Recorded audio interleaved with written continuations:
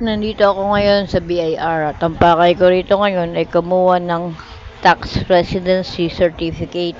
Bali, iniregister ko lang yung aking channel bilang business kasi ganun yung kailangan. Kumuha ko ng form ng 1901. Pilapan mo. Dan na ako mag-fill up, kina-check ko na, tama naman. Kailangan ko na lang gawin ngayon, magpa-xerox. May photocopy na ako, babalik na tayo sa BIR. Yan, tapos na ako, binigyan ako nito. Kung ayaw mo muna magpagawa ng resibo po, pwede naman yung temporary receipt. Tutulungan ka dito sa e-lounge ng BIR mag-fill up ng form.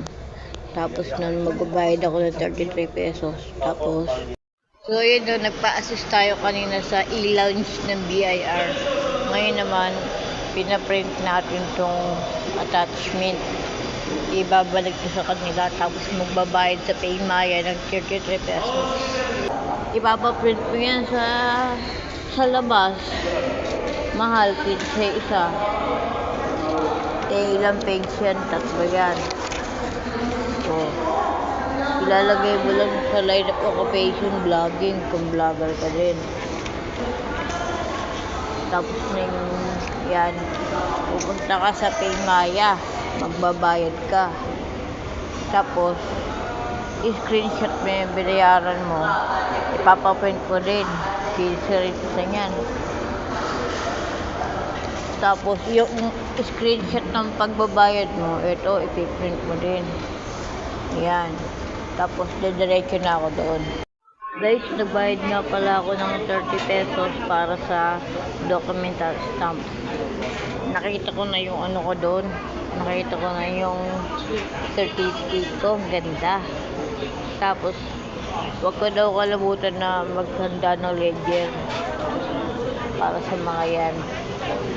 Tapos, bibigyan niya ako ng ng resibo, kapal. Pag naubos yun, tsaka na lang ako magpapaprint sa printer. Bali ngayon, hinihintay ko na lang natawagin ako.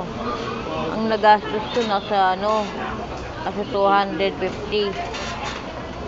Pero meron pa ako natitirang konti dito.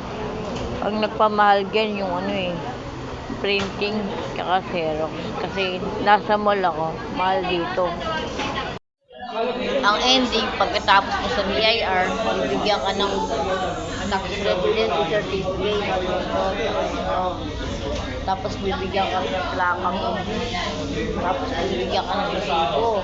I-issue ng resibo yung kita mo sa YouTube. Ito nga pala yung guide sa pagbabayad sa Paymaya. Subscribe